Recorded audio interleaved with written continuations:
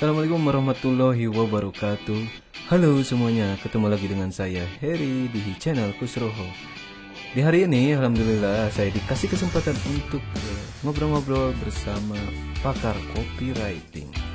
Siapakah beliau? Yuk kita langsung aja ngobrol bersama Eyang Husnan.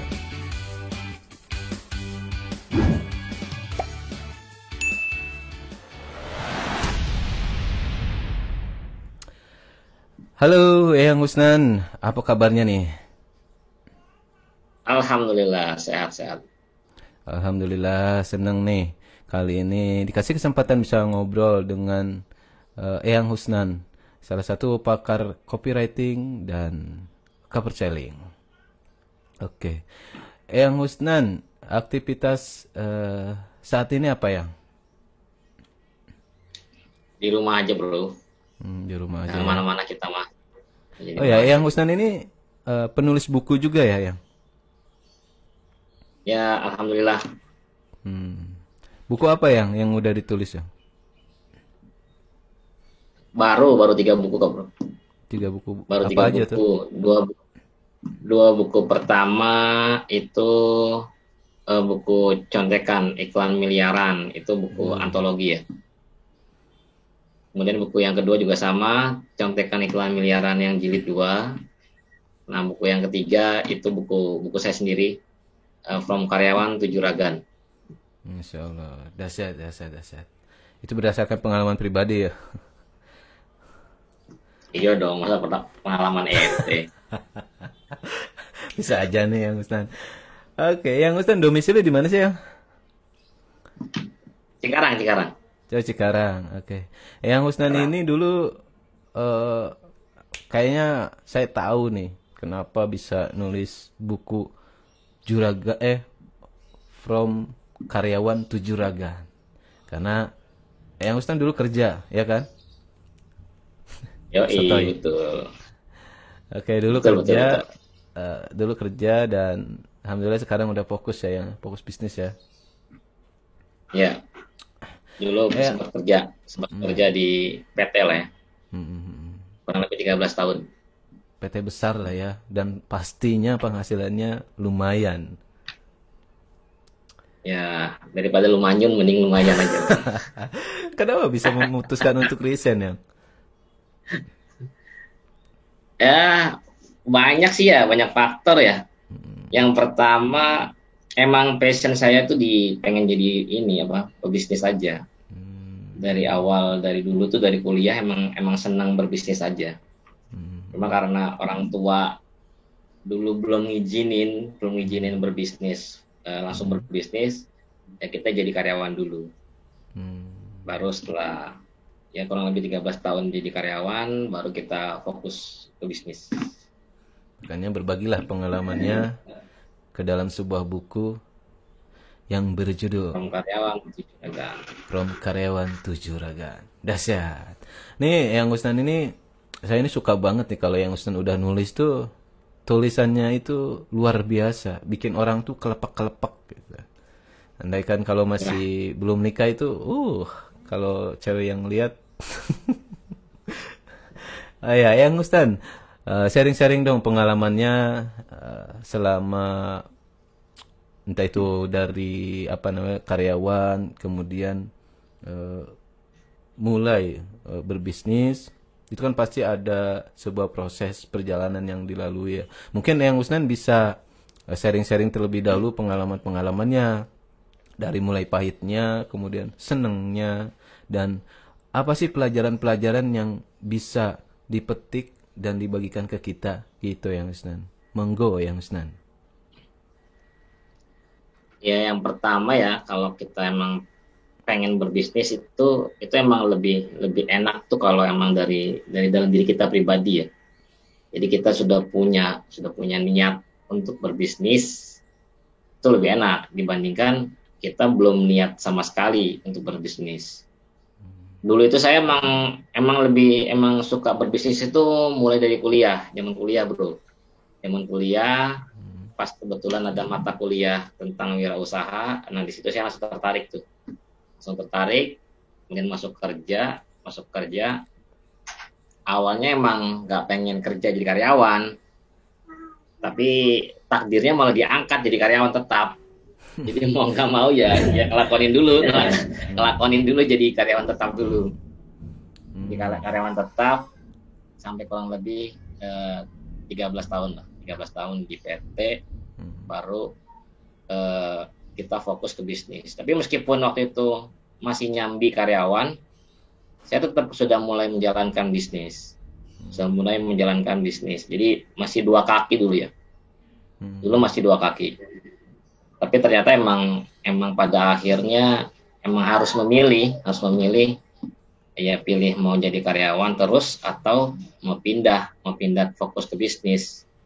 Dan ya saya putuskan emang saya harus fokus ke bisnis. Karena emang ya pertama emang passion saya di bisnis. Kemudian yang kedua emang saya nggak pengen aja kerja terus sama orang. Saya mending ngebangun bisnis sendiri dibandingkan ngebangun bisnis orang lain. Tentunya ada nggak sih ketika ingin memulai bisnis itu sebagai manusia biasa gitu kan, rasa takut bahwa nanti kalau mulai bisnis bisa nggak ya dapat duit itu kan, bisa nggak ya, apalagi udah berkeluarga kan, pasti di luar sana ada banyak orang-orang yang udah punya keluarga gitu kan, yang ingin memulai bisnis tapi dia perlu pertimbangan yang matang gitu loh. Ketika mau mulai bisnis nanti keluarga bakal kenafkahin nggak ya gitu yang pernah nggak sih ada perasaan kayak gitu? Ya, kalau perasaan seperti itu sih pasti ada, seperti itu pasti ada. Nah, cuma yang perlu kita tanamkan dalam diri kita, pertama mindset kita itu supaya kita emang bisa fokus berbisnis, ya yakin aja dalam diri kita bahwa rezeki yang Allah turunkan ke kita itu nggak hanya lewat kantor, lewat di PT, nggak hanya lewat itu aja. Intinya selama kita masih mau berusaha dimanapun kita hidup, insya Allah tuh rezeki masih ada. Nah, yang membuat orang itu takut untuk berbisnis itu biasanya yang pertama karena mereka khawatir nanti rezeki saya gimana kalau misalkan saya nggak kerja di PT. Kemudian nanti penghasilan saya bagaimana? Selama ini kan kalau di PT itu kan kita sudah tahu ya penghasilan kita sebulannya berapa. Istilahnya punya penghasilan tetap lah ya. Sedangkan kalau kita berbisnis, kita nggak punya penghasilan tetap. Yang penting kita tetap berpenghasilan, itu loh. Ya kadang penghasilannya sekian, kadang sekian banget gitu. Kadang banyak banget. Itu waktu awal mulai bisnis sendiri, sempat kesulitan nggak yang? Ke arah mana saya harus berjalan? Apa yang harus saya lakukan gitu? Waktu awal berbisnis ya saya mulai aja apa yang bisa saya lakukan. Bisnis pertama saya itu dulu itu jualan pulsa. Jualan pulsa melalui HP. Itu 2006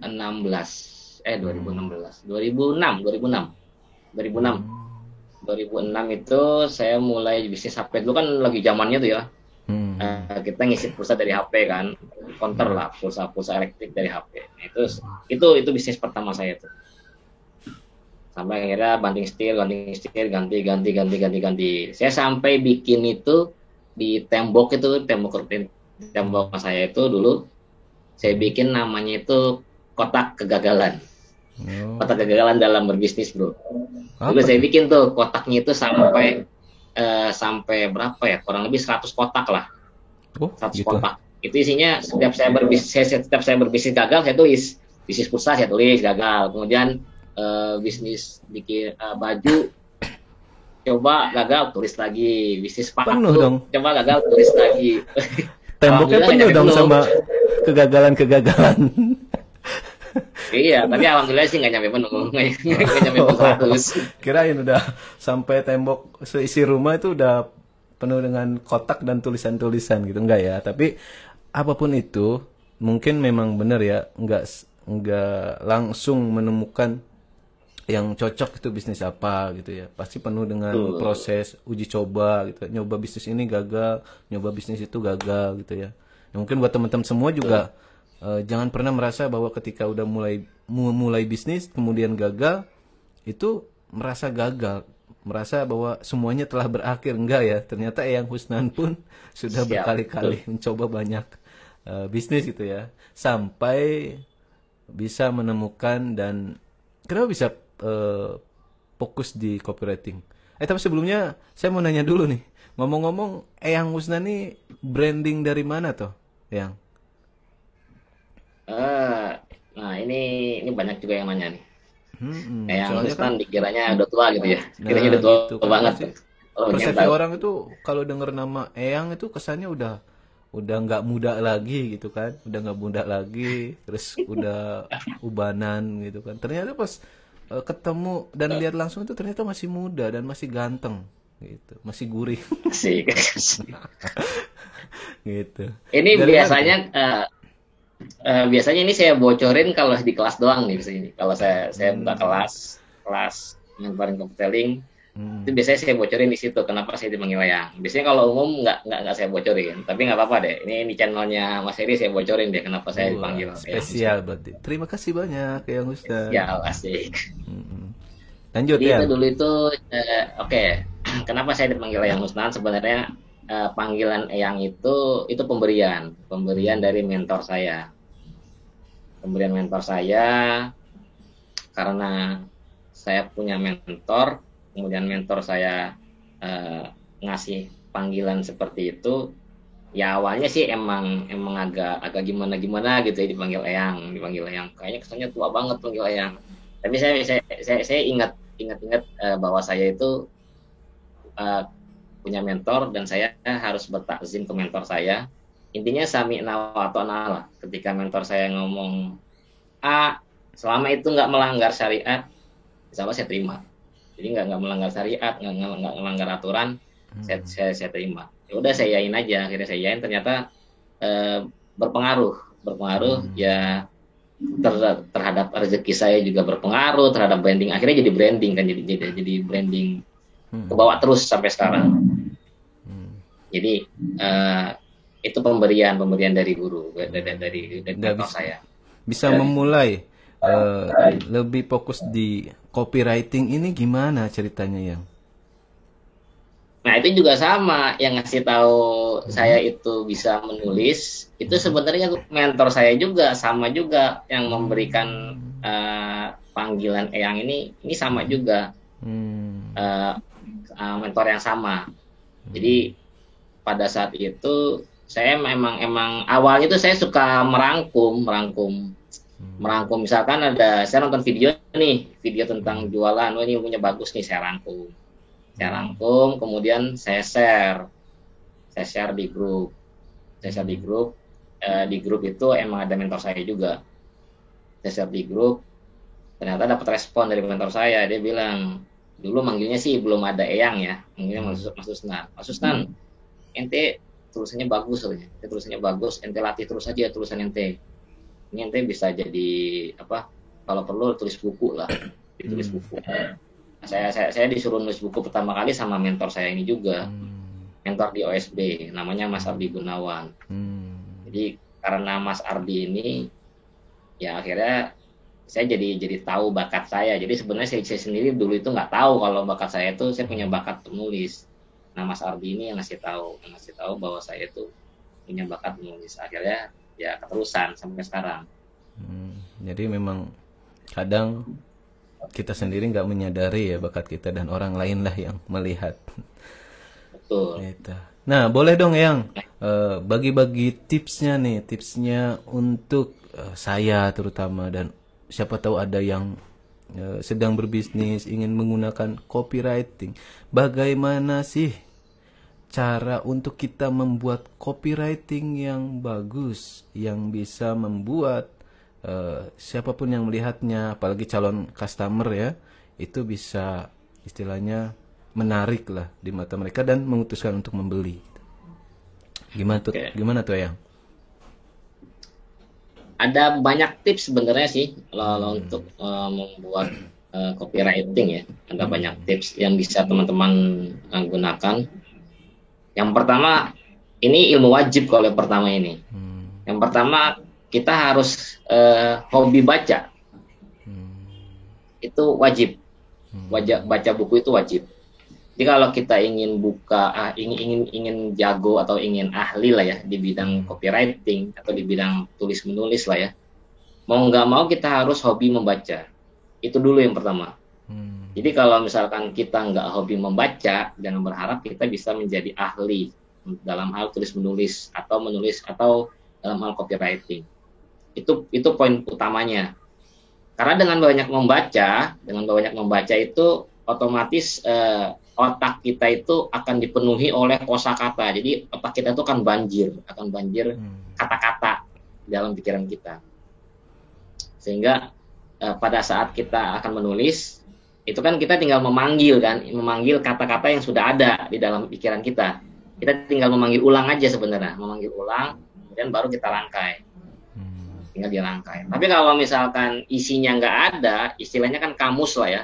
Kamusnya nggak ada, kosakatanya nggak ada di kepala kita akan kebingungan untuk menulis. Ini apa ya, menulis apa ya? Nah, itu yang paling penting. Makanya kita harus yang pertama tuh hobi membaca buku. Buku apa aja deh, nggak apa-apa. Yang penting hobi baca dulu. Buku apa aja, mau novel, mau buku cerita. Yang penting buku ya, bukan sosmed. Buku. Itu yang pertama. Yang kedua, nah teman-teman harus rajin baca iklan. Kalau ingin menulis copywriting, jadi harus rajin baca iklan atau rajin nonton iklan. Jadi kalau orang nonton acara, kita nyariin iklan gitu ya di TV. Kita nonton iklannya, jangan di skip iklannya. Betul. Kemudian lanjut. Atau gini, misalkan kita lagi bersosmed nih ya, misalkan di IG atau di FB lah ya. Itu kan kadang suka ada sponsor ya, FB Ads misalkan. Ada iklan tuh, muncul tuh. Itu kita baca iklannya. Nah, kalau kita tertarik dengan iklan itu artinya si penulis iklan ini dia berhasil dalam membuat iklannya, sehingga kita membuat tertarik kan. Nah, perhatikan tuh apa yang membuat kita tertarik dari iklan itu. Nah, itu tinggal kita adopsi ke tulisan kita. Oh, saya tertarik gara-gara ininya nih, kata-kata ininya nih, ini unik nih misalkan. Nah, itu poin-poin pentingnya itu kita ambil, baru nanti kita rangkum lagi dalam iklan kita. Gimana kalau misalkan kita ganti produknya dia dengan produknya kita. Tapi bukan berarti copas ya, hanya mengganti produk, tapi kita ambil poin-poinnya aja yang membuat kita tertarik. Itu poin kedua. Poin kedua, rajin baca iklan atau rajin nonton iklan. Supaya kita lebih punya lagi kosakata atau ide-ide untuk membuat iklan. Kemudian yang ketiga itu piknik. Nah, ini harus rajin piknik juga. Ngaruh ya? Harus rajin piknik. Ngaruh banget itu piknik. Karena biasanya kalau orang yang kesulitan mendapatkan ide itu biasanya karena otaknya jenuh. Bro. Piknik gitu ya.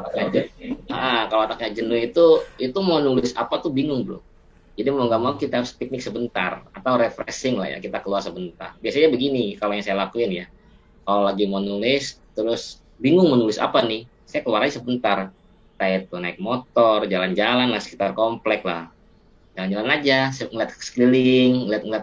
Nanti kalau ada tiba-tiba tuh kadang suka ada nyantol tuh, ini kayaknya keren nih, nulis tentang ini nih. Nah, itu kalau nemu ide begitu saat kita refreshing atau jalan-jalan, stop dulu sebentar, catat dulu idenya. Idenya catat dulu di HP, di note, catat dulu biar nggak hilang. Karena kalau idenya hilang, itu akan nggak mudah lagi kita dapetin ide itu. Ide yang brilian itu biasanya ide yang sesaat, yang kita dapetin langsung jebret pada saat itu juga. Itu makanya kita harus tulis. Itu yang jadi begitu ada ide masuk langsung cepet-cepet tulis atau rekam gitu ya. Betul. Catat dulu, intinya poinnya dulu. Poin pentingnya itu apa idenya, catat dulu. Nanti setelah dicatat, nanti kita tinggal kembangin aja di rumah. Ini begini, ntar tinggal kita kembangkan. Itu poin ketiga. Yang keempat, nah teman-teman harus secara teknis ya. Ini secara teknisnya nih penulisan copywritingnya. Yang pertama, jangan ada kata-kata yang disingkat. Jadi menulis copywriting itu usahakan jangan ada kata-kata yang disingkat. Karena dengan adanya kata-kata yang disingkat itu biasanya akan membuat si pembaca itu ketika membaca itu mereka butuh energi yang lebih besar untuk mentafsirkan isi bacaan yang kita tulis. Atau bisa jadi kalau kata-kata itu disingkat bisa jadi salah persepsi dengan apa yang kita inginkan. Misalkan singkatan BC. Singkatan BC itu yang lazim itu apa? Kan ada dua ya BC. Kalau nggak broadcast atau baca. Ya. Itu BC disingkat baca. Antara dua itu kan. Nah itu bisa jadi salah tafsir. Banyak usahakan jangan ada kata-kata yang disingkat deh kalau misalkan nulis copywriting. Jadi kita harus belajar. Bagaimana belajarnya? Ya mulai dari sekarang ketika membalas chat jangan ada yang disingkat. Itu hal-hal sederhana. Nanti jadi kebiasaan. Ketika jadi kebiasaan, itu malah enak dan biasanya kita akan jadi nggak enak kalau nulis kata-kata yang disingkat. Nah kemudian yang teknis lainnya, perhatikan tanda baca. Perhatikan tanda baca. Mau nggak mau kita harus belajar cara meletakkan tanda baca. Tanda baca yang baik, tanda baca koma bagaimana, tanda baca titik bagaimana penggunaannya, kemudian tanda baca tanda tanya, tanda seru, dan lain sebagainya. Nah, itu banyak hal-hal sepele yang seperti itu sangat berpengaruh dalam copywriting. Salah ngasih tanda baca, itu bisa salah arti. Makanya tanda baca itu sangat penting jika kita ingin menulis copywriting. Ya itu aja tipsnya dari kalau teman-teman ingin menjadi ahli lah ya dalam copywriting, menulis copywriting. Nah itu teman-teman semua. Jadi tipsnya yang tadi yang Husnan katakan seperti itu untuk tips bagaimana sih membuat copywriting yang bagus. Nah mungkin buat teman-teman semua yang merasa masih perlu lebih dalam tentang membuat copywriting, nanti bisa ikut kelasnya yang Ustaz buka kelas ya? Buka kelas copywriting ya? Buka kelas copywriting juga kalau kelas saya buka kelas covered selling. Oh, covered selling. Covered selling nih, di dalamnya juga ada copywriting juga. Oh, gitu. Nah, buat teman-teman semua yang mungkin pengen belajar cara membuat copywriting dan covered selling bisa langsung menghubungi yang Husnan gitu yang mau di share WA-nya, yang Husnan, boleh di share WA-nya. Siapa tahu boleh. ada teman-teman di luar sana yang sudah belajar copywriting dengan tips-tipsnya yang Husnan tadi, tapi merasa ingin lebih dalam lagi belajar copywriting, jadi bisa mudah untuk menghubungi yang Husnan. Berapa yang Husnan WA-nya, yang Husnan? 0821 8697 1435. Nah, itu tadi ya teman-teman semua. Silakan dicatat. Oke, lanjut lagi yang Husnan. Selain copywriting, ada lagi nggak nih yang Husnan tips-tipsnya di lebih ke bisnis atau jualan gitu untuk teman-teman semuanya nih?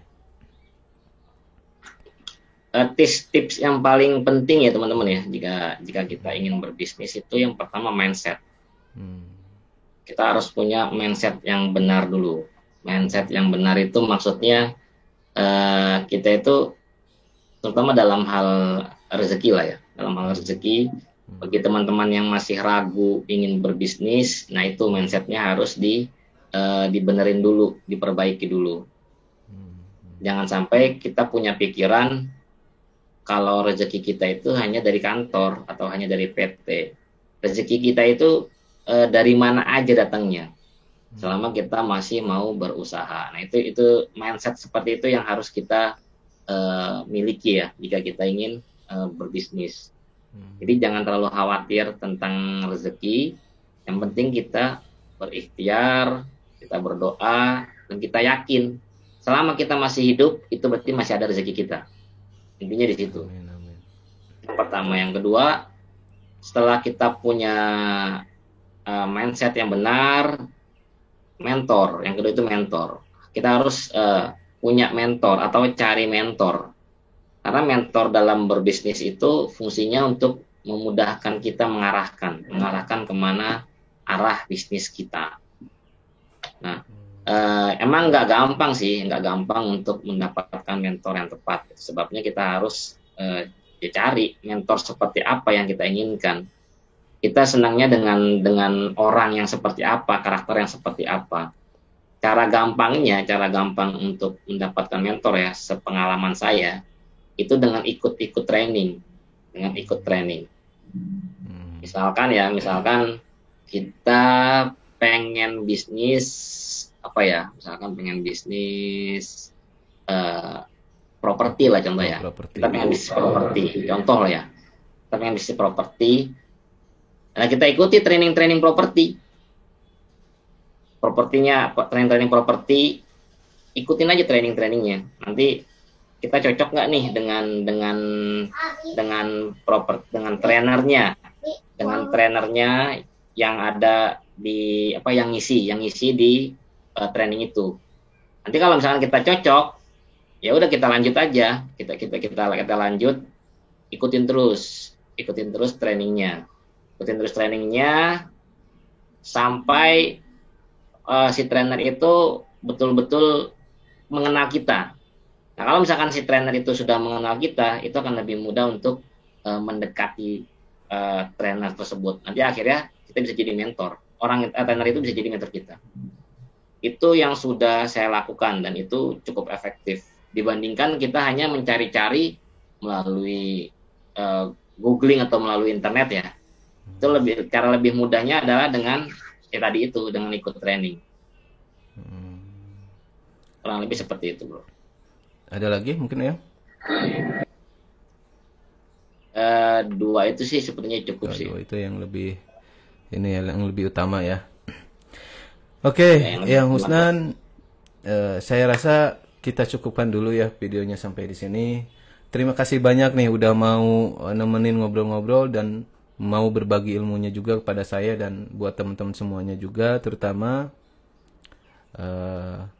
mohon maaf apabila ada kata-kata yang berkenan. Mohon maaf apabila ada kata-kata yang kurang berkenan. Ya, kita akhiri dan assalamualaikum warahmatullahi wabarakatuh. Waalaikumsalam warahmatullahi wabarakatuh. Terima kasih Bro Heri. Terima kasih yang Ustaz. Ya. Sama-sama, terima kasih banyak.